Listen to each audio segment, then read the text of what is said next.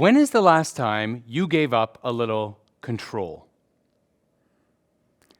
I'm an improviser, a former high school teacher, and a corporate consultant. And I co-founded Tightrope Theatre in Vancouver. And I have experienced how improv can promote wellness by sharing control. It all started with Parkinson's disease. My husband Jonathan is a neurologist, and he specializes in Parkinson's.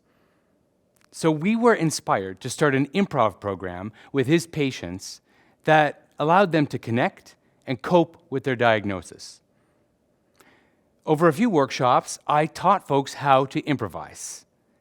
And through that process, we mounted a show for their friends and family. Well, it was a hit because these new performers connected, shared control, and trusted each other in front of an audience. Later on, one of Jonathan's colleagues opened the BC Brain Wellness Program and invited me to teach a course called Improv for Brain Health. Participants were loving these programs. Sharing control with improv and gaining connection seemed to help with the challenges they were facing in their lives. And then COVID hit, and everything shut down. And they asked me, would you continue to teach these classes online? And like a poor improviser, I said no. Improv doesn't work online. And they said, well, we think this pandemic might last for more than a couple weeks. And these folks are especially isolated, and they need to connect, so will you try? So like a better improviser, I said yes, and I can use the ring light that my corporate job sent me and teach improv over Zoom. Well, 3 years later, we're still teaching improv over Zoom and in person, and we're getting people to share control. People who have Parkinson's disease, people who have Alzheimer's and dementia and their caregivers, people who stutter, and my queer community.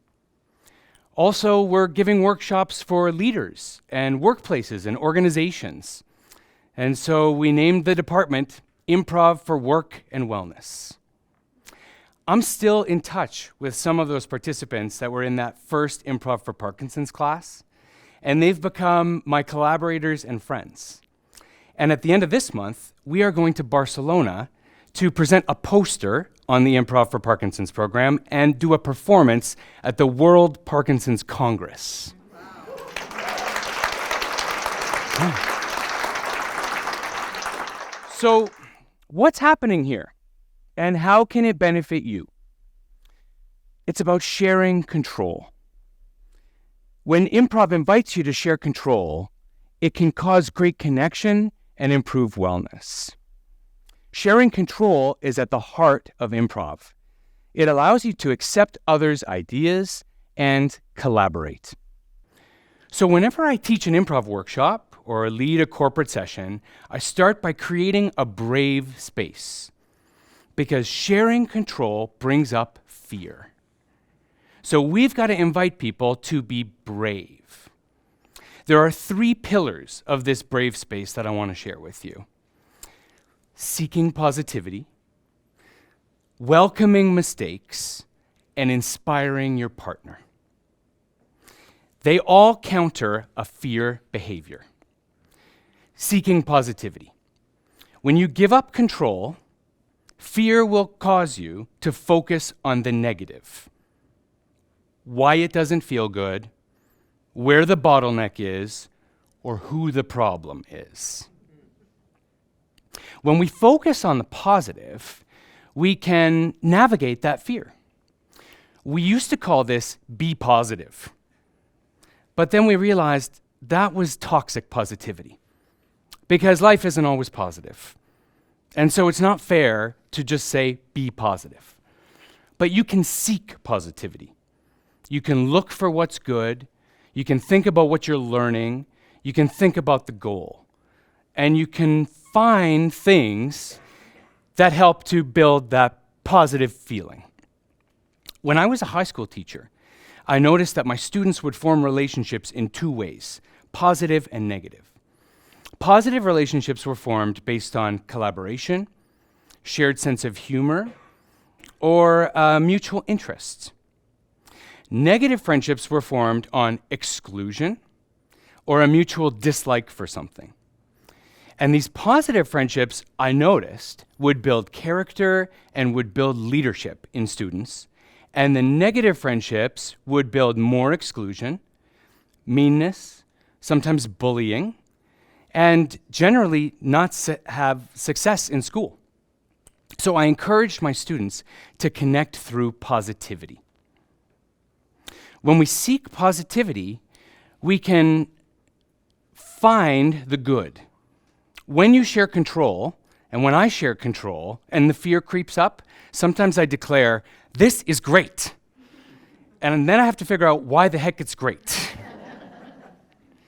So when you're sharing control, see if you can seek positivity. Improv has a foundational principle that has positivity baked in. Yes, and. Yes is accepting the idea, and is adding to it or building to it. Yes, I'll teach improv online, and I'll use the ring light to teach it over Zoom. I love my ring light. At the center of our Parkinson's poster is, yes, I have Parkinson's, and I have control over how I respond. I notice that fear and control start to surface when new improvisers begin their scene work. They'll try to control by starting scenes like this. "You're not allowed in here. That sweater is hideous. We don't like you." It's an attempt to control. And you can seek the positive and start those scenes with the same character choice. "Welcome. I've been waiting for you. That sweater is fabulous. We've been talking, and you're our favorite." Those scenes are going to start with connection, and they're going to go somewhere great. So, when you're sharing control, seek positivity. The second pillar of creating this brave space is to welcome mistakes. When you're in fear, and in fear of mistakes, you will avoid them at all costs. Because you may think these mistakes are going to lead to humiliation or embarrassment. Mistakes are an affront to perfectionism. There are these two words in our language, should and supposed to. We have a saying in my family, "Don't should on me, and I won't should on you." It's a preconception of what is supposed to happen, and then when life throws you a curveball, or an unexpected reality, or a mistake, all of a sudden you deny that reality. No, no, no, no, no, no, no.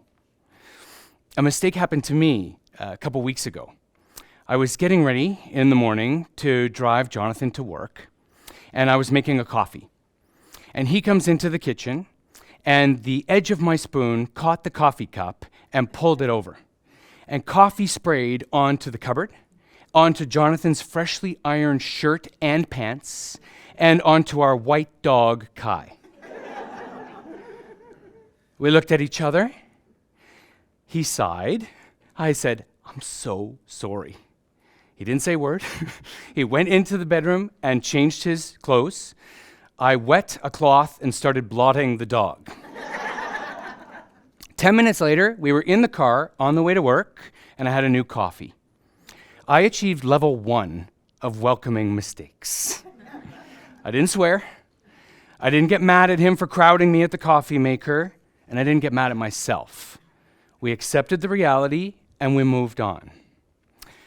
Level 2 is harder. Level 2 is where you welcome mistakes, where you hack your reaction and smile when something unexpected happens, or even laugh. Lineups, traffic jams, coffee spills, they're all an opportunity to welcome the unexpected, welcome the mistake. The path is the path. So, when you're sharing control, welcome mistakes. The third pillar of brave space is inspire your partner. When fear comes up, you focus on yourself and your experience and what's happening with you. And the challenge is to think about your partner or your audience. That connects you to curiosity and connection and creativity. A couple years ago, I was delivering a talk for railway executives. And it was like The Apprentice. It was a dimly lit boardroom with men in suits all along a table, and I was petrified. I was sweating through my sports coat. And they had an event coming up for investors where they needed to inspire these investors about the technology that the railroad was adopting. And so I stood at the front of this room, and spontaneously I said to them, "When was the last time that you felt inspired? Who inspired you? And what did they say?"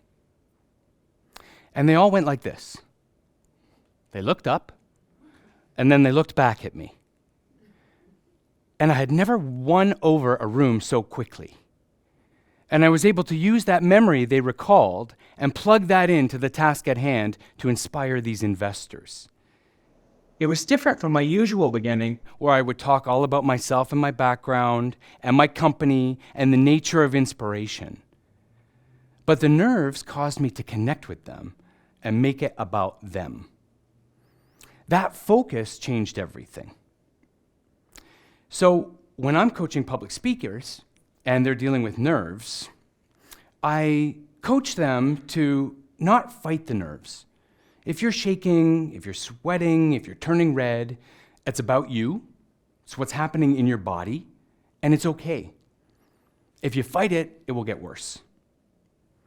But what you can do is focus on what you're there to share with your audience, what you want to give to them. And it channels those nerves into purpose so that you don't get rid of the butterflies in your stomach, but you get them to fly in formation.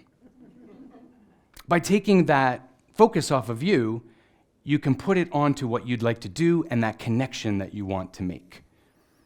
In our improv classes, when folks focus on inspiring their partner, it's amazing how they get more collaborative, they get better at listening, and they really do share control. So I invite you to think about which of these pillars of brave space that you want to try on. Do you want to try seeking positivity? Do you want to try welcoming mistakes? Or do you want to try inspiring your partner? Who are you going to do it with? Family? Do you need to give up some control? Friends? Do you need to give up some control? At work, do you need to give up some control? Focus on fighting the fear that comes up with one of our brave space pillars, improvise with your audience, and enjoy the connection and wellness that result. Thank you.